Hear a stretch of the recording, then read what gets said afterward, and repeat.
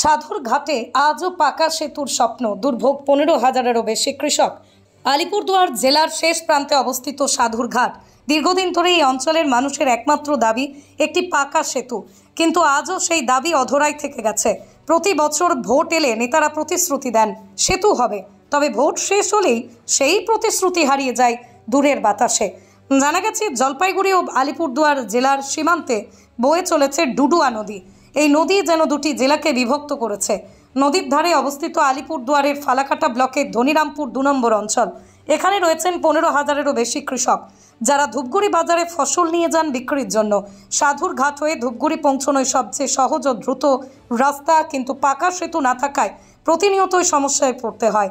বর্তমানে একমাত্র ভরসা হলো বাঁশের অস্থায়ী সেতু, যা প্রতি বছর বর্ষায় ভেসে যায়, তখন পথ হয়ে ওঠে দুর্গম।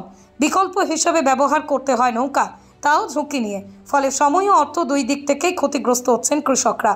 স্থানীয় বাসিন্দারা বলছেন, বহুবার প্রশাসনের কাছে গিয়েছে, দরখাস্ত করেছি।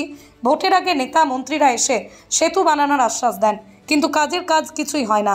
একই সুর কৃষকদের কণ্ঠেও। তারা বলছেন, পাকা সেতু হলে ফসল দ্রুত বাজারে পৌঁছে দিতে পারবো, দামও ভালো পাবো। এখন তো অনেক সময় নষ্ট হয়, খরচও বেড়ে যায়। স্থানীয়দের দাবি, এবার আর শুধু আশ্বাসে ভরসা নয়, চাই বাস্তব পদক্ষেপ। তারা প্রশাসনের কাছে দ্রুত পাকা সেতু নির্মাণের আহ্বান জানিয়েছেন। এই নিয়ে প্রশাসনের পক্ষ থেকে কোনো মন্তব্য এখনো পাওয়া যায়নি।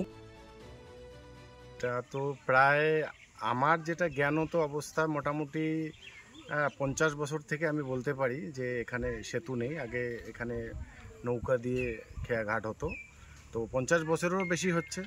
হ্যাঁ, কমসে কম 70-75 বছর হবে। বর্ষাকালে এখানে অসুবিধা হয়। বর্ষাকালে এখানে যারা দায়িত্বে আছে তারা নৌকায় সব মানুষকে পারাপার করে দেন। এটা বিপদের, হ্যাঁ, একটু এটা একটা সমস্যা, এটা একটা বড় সমস্যা। এখানে প্রায় 15,000-এর মতো চাষি আছে, যারা ধূপগুড়িতে সহজেই আর কি তাদের উৎপাদিত ফসল, সবজি বিশেষ করে যেটা প্রতিদিন বিক্রি করতে হয়, সেটা সহজেই তারা সুপার মার্কেট ধূপগুড়িতে বিক্রি করতে পারে। কারো কোনো উদ্যোগ নেয়নি? উদ্যোগ তো এখানে যারা জনপ্রতিনিধি আছে, যারা বিশেষ করে রাজ্য সরকার এবং কেন্দ্র সরকারের যারা জনপ্রতিনিধি আছে, বিশেষ করে তাদেরই উদ্যোগ নেওয়া দরকার।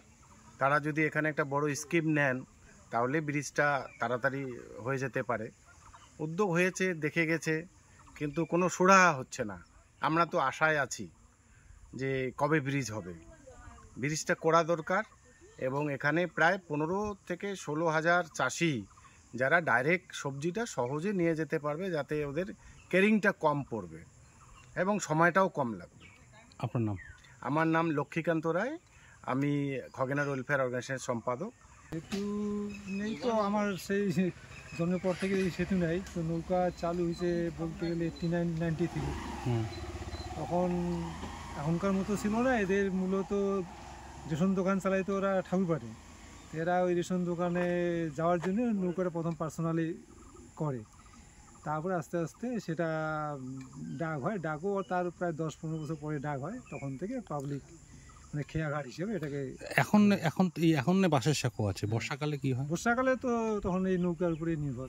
নৌকায় নির্ভর। হ্যাঁ, নৌকায় নির্ভর। তো এটা তো ঝুঁকিপূর্ণ। হ্যাঁ, ঝুঁকিপূর্ণ অবশ্যই। কারণ বিশেষ করে খুব বন্যা হলে সেদিন পারাপার বন্ধ হয়ে যায়। এখন বিশেষ করে পড়ুয়া যারা, এখানে অনেক পড়ুয়া আছে, পূর্ব করা ধুবড়ি কলেজ টলেজ যায়, তো এদের ওই দিন স্কুল এদিক দিয়ে যাওয়া বন্ধ হয়ে যায়।